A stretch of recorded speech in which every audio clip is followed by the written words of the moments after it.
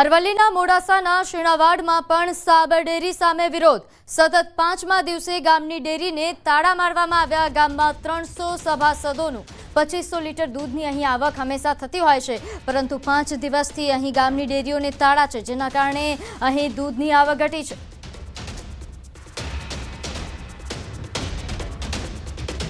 અરવલ્લીના મોડાસાના શીણાવાડમાં પણ સાબર ડેરી સામે વિરોધ યથાવત જોવા મળી રહ્યો છે।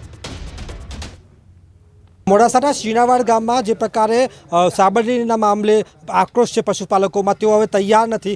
જ્યાં સુધી ખાતામાં પૈસા નહીં દેખાય નફાના, ત્યાં સુધી આ તાળું ખુલશે નહીં તેવું તેમનું કહેવું થાય છે। મહિલાઓ મારી સાથે જોડાઈ છે, તેમને પૂછીશું કેવી મુશ્કેલી અત્યારે આવી રહી છે। બહુ મુશ્કેલી છે, કારણ કે જે કંઈ છે છઠ્ઠા મહિનામાં નફાની જ રાહ જોઈએ। દૂધથી નહીં સોનામાં નફો આવે તો બહેનોને કેટલી તકલીફો હોય છે, નફામાંથી આજે અમે બધું કરતા હોય છે। અત્યાર સુધી કોઈ નફો નથી, છઠ્ઠો મહિનો પૂરો થવાય અને 9% મને શું થાય? અત્યારે કેટલી મોંઘવારી છે। શાકભાજી જુઓ, છોકરાની ફીઓ જુઓ, છોકરાને બસોમાં જવાનું, એના પાસ કઢાવવા જુઓ તમે। આ મુશ્કેલ જો ચોમાસુમાં તો પહેલથી જ ફેલથી ઝારો વાવી, હજારો મનને ઝાડ 5 મનની જેટલી આ ભાવના ઝાડ થાય, એક પણ પૂરો ઘેર નહીં, મોથાથી 4 લાઈન ઢોરો। અમારી મજૂરી તો જુઓ, અમારી મજૂરીનો પૈસો આપો, અમારા અરવનો પૈસો નથી। તમે અરવનું ખાઈને બેઠા છો, કદાપી સુખી થવાના નથી। બેન, તમે શું કહેશો? ખાસ કરીને નફો આપવાની વાત કરી છે કે સાધારણ સભા યોજાશે એટલે બીજું 50% નફો આપીશું, તમે માનો છો? તો ડાયરેક્ટ જ નફો નાખી દેવો જોઈએ, તો જ બેનું દૂધ ભરાવશે, કે દૂધ નહીં ભરાવ। અત્યારે તો પુરુષો તો બહાર ફરતા હોય, ઘર ચલાવવાનું સ્ત્રીઓ ન હોય, કેવી રીતે ઘર ચલાવવાનું? પૈસાની કેટલી તકલીફ પડતી હોય એ તો જો। દર 10 દિવસે જે પગાર આવતો એ હાલ બંધ થઈ ગયો। 10 દિવસના વાયદા મેં ગમે તેવું લાવતો હોય, અમારે બધું બંધ થઈ ગયું ને અત્યારે। ચોક્કસથી મહિલાઓની આપવીતી છે કે મહેનત એમની પાછળ રહેલી છે, પશુપાલન પાછળ। અને આ જે બધા લોકો છે એમને પૂછીશું, ચેરમેન છે ડેરીના, કેટલા સભાસદો, રોજનું કેટલું દૂધ? અમારી મંડળીમાં 300 સભાસદ છે અને રોજનું 2500ની આજુબાજુ દૂધ થાય છે। આ વર્ષ દરમિયાનનું 4 કરોડ ઉપરનું ટર્નઓવર છે। આ મંડળીના સભાસદો એવું ઈચ્છતા હતા અમારો નફો એકસાથે આવશે, અમારી મંડળીનો સ્થાનિક નફો પણ સારો છે અને પેલો નફો ભેગો થઈને અમે કશું નવું કામ કરી શકીશું, પણ આ બી કટકે નફવાડી અને એમના પૈસાનો વેર વિખેર કરી રહ્યા છે। આ લોકોએ હજુ કોઈ નિર્ણય લેવો જોઈએ અને તત્કાળે નફો નાખવા મારી તો વિનંતી છે। શું માંગો છે? હજુ પણ મોંઘો તો એવી છે અમારી કે જે અમારા ભાઈઓ પૂર્યા છે અને જે કેસો છે એ પાછા ખેંચી લેવા જોઈએ ને અમારા જે દૂધ ઉત્પાદક પશુપાલકો છે એમને છૂટા કરવા જોઈએ અને અમારો નફો અમારી મંડળીમાં ને અમારા ખાતામાં દેખાય તો જ અમે એનું સોલ્યુશન માનીશું, નહીંતર દૂધ ભરીશું નહીં। ચોક્કસથી એક જીદ છે પશુપાલકોની કે તેમની માંગ પૂરી નહીં થાય તો દૂધ નહીં ભરાવે। તમને દ્રશ્યો એકવાર બતાવીશ કે તેમાં ચહેરા જોઈ શકો છો કે આ એ જ વ્યક્તિઓ છે કે જે શહેરો સુધી અને તમામ લોકો સુધી દૂધ પહોંચાડે છે। મહેનતુ લોકો છે અને વહેલી સવારે 4 વાગે ઉઠી મહિલાઓ હોય કે પુરુષો મહેનત કરતા હોય છે, ત્યારે તેમનું જે પરિણામ તો જેમને સારું નહીં મળે તો ચોક્કસથી જે તાળું નહીં ખુલે દૂધ મંડળીનું અને ભારે આક્રોશ વચ્ચે શીણાવાડ ગામના જે ગ્રામજનો છે તેમને વિરોધ વ્યક્ત કર્યો છે। હાર્દિક પટેલ, ન્યૂઝ 18 ગુજરાતી, શીણાવાડ ગામ, અરવલ્લી। તો અરવલ્લીમાં પણ સાબર ડેરી સામે પશુપાલકોનો વિરોધ યથાવત। મોડાસા શામળાજી હાઈવે પર પશુપાલકોએ દૂધની ટેન્કર ખાલી કરી વિરોધ નોંધાવ્યો। ઉમેદપુર ગામ નજીક પશુપાલકોએ ટેન્કર રોકીને દૂધ રસ્તા પર ઢોળ્યું। ખેડૂતોની એક જ માંગ કે યોગ્ય ભાવ ફેર ચૂકવવામાં આવે। માલવણ કેશપુરથી દૂધ ભરીને જતી ટેન્કરનું દૂધ એ રોડ પર ઢોળી દેવાયું। મોડાસા શામળાજી સ્ટેટ હાઈવે પર દૂધની નદીઓ વહી। બાઇકો પર ટેન્કરનો પીછો કરીને વાલ્વ ખોલી ટેન્કર ખાલી કરી દેવાયા હતા।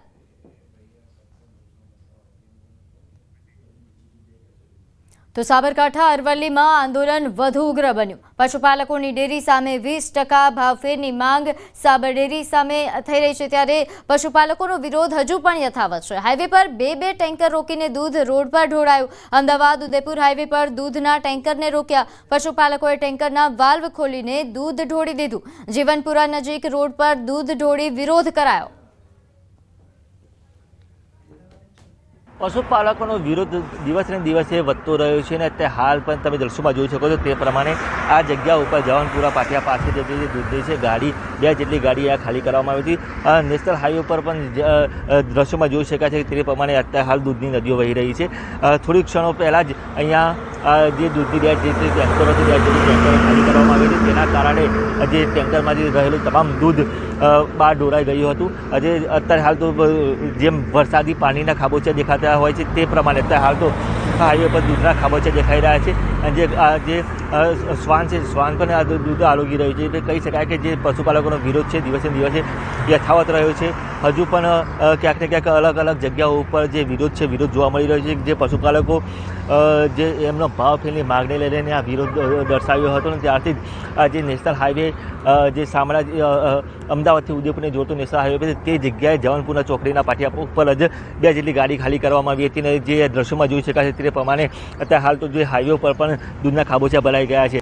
એટલે કે જ્યાં સુધી પશુપાલકોની જે એક જ માંગ છે કે જ્યાં સુધી ભાવ ફેર 20 થી 25% જેટલો ન મળે ત્યાં સુધી વિરોધ યથાવત રહેશે. તો આ ઉપરાંત જે અટકાયત કરી છે એમને છોડવામાં આવે અને જે માંગણીઓ છે માંગણીઓ પૂર્ણ થાય ત્યાં સુધી દૂધ ન ભરાવું અને આ રીતે ટેન્કર રોકીને પણ વિરોધ યથાવત કરવામાં આવી રહ્યો છે. ઈશાન પરમાર, ન્યૂઝ 18 ગુજરાતી, સાબરકાંઠા. તો મોડાસાની સરડોઈ મહિલા દૂધ મંડળીની સરાહનીય પહેલ. અહીં દૂધનો વ્યય ન કરતા શાળાના બાળકોને દૂધ પીરસાયું. મહિલાઓ દ્વારા સંચાલિત દૂધ મંડળીની મહિલાઓનું સેવાકીય કાર્ય. તો મોડાસાની સરડોઈથી આ સમાચાર. અહીં દૂધનો વ્યય કરવાને બદલે અહીં મહિલા મંડળીઓ દ્વારા દૂધની સેવા કાર્ય તરીકે ઉપયોગ કરવામાં આવ્યો અને અહીં બાળકોને સેવા તરીકે આ દૂધ આપવામાં આવ્યું. તો દૂધ ઢોળીને થતા દેખાવો સામે જ હવે જાગૃતિ પણ જોવા મળી રહી છે. અરવલ્લીમાં કેટલાક પશુપાલકોએ અન્ય પશુપાલકોને અપીલ કરી છે કે દૂધ ભલે મંડળીમાં ન જમા કરાવો પરંતુ ઢોળો નહીં, તેનો સદુપયોગ કરો. મોડાસા તાલુકાના પશુપાલકોની અનોખી પહેલ સામે આવી. દૂધને શહેરની અલગ અલગ સંસ્થાઓમાં આપ્યું. મેઢાસણ ગામના યુવકોએ 350 લીટર દૂધ આપ્યું. 2 રૂપિયામાં ટિફિન આપતી સેવાકીય સંસ્થા અન્નપૂર્ણા ટ્રસ્ટમાં દૂધ અપાયું. અહીં મુકબધીર સ્કૂલ તેમજ સત્યમ સ્કૂલમાં પણ દૂધ અપાયું. એક મેસેજ આપીએ છીએ દૂધ ઉત્પાદકોને કે દૂધ વેડફવું નહીં પણ દૂધનો સદુપયોગ થાય. અમે જે આ કાર્ય કરી રહ્યા છીએ એવું જ કાર્ય એમને કરો એ અમારે પ્રાર્થના. સાબર ડેરી અને પશુપાલકો વચ્ચે જે પ્રકારે ઘર્ષણ જોવા મળી રહ્યું છે, આમને સામને આવી ગયા છે, ત્યારે જે દૂધનો વ્યય થતો હતો તેમાં ક્યાંક ને ક્યાંક લોકો હવે અનોખી પહેલ કરી રહ્યા છે. ખાસ કરીને જે પ્રકારે મોડાસા શહેરમાં જે અન્નપૂર્ણા ટ્રસ્ટ આવેલું છે કે જે માત્ર 2 રૂપિયામાં ગરીબોને ભોજન આપે છે, તે આપ જોઈ શકો છો કે મેઢાસણ જે ગામ છે ત્યાંના જે ગ્રામજનો છે તેમના દ્વારા 350 લીટર જેટલું દૂધ અહીં દાન કરવામાં આવ્યું છે. ગ્રામજનો જે પ્રકારે અલગ અલગ જે બહેરામુંગા શાળા છે ત્યાં પહોંચી રહ્યા છે, અલગ અલગ જે શાળાઓ આશ્રમોમાં પહોંચી રહ્યા છે અને આ પ્રકારે દાન કરતા નજરે પડી રહ્યા છે.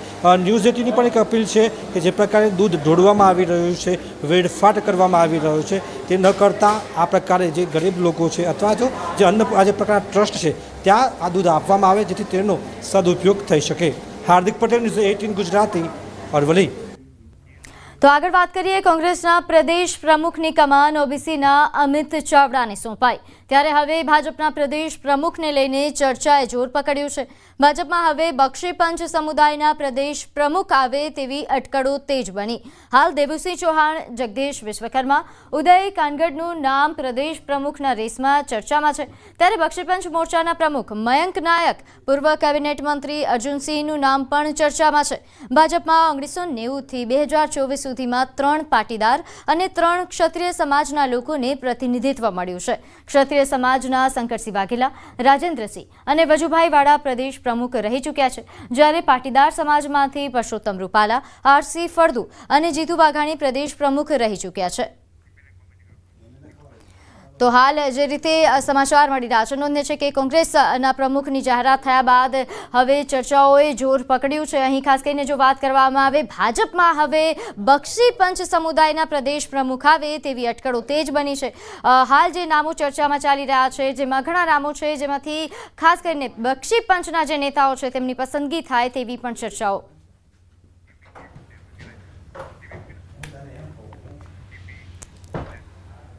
તો આગળ વાત કરીએ ભારતના કન્ઝ્યુમર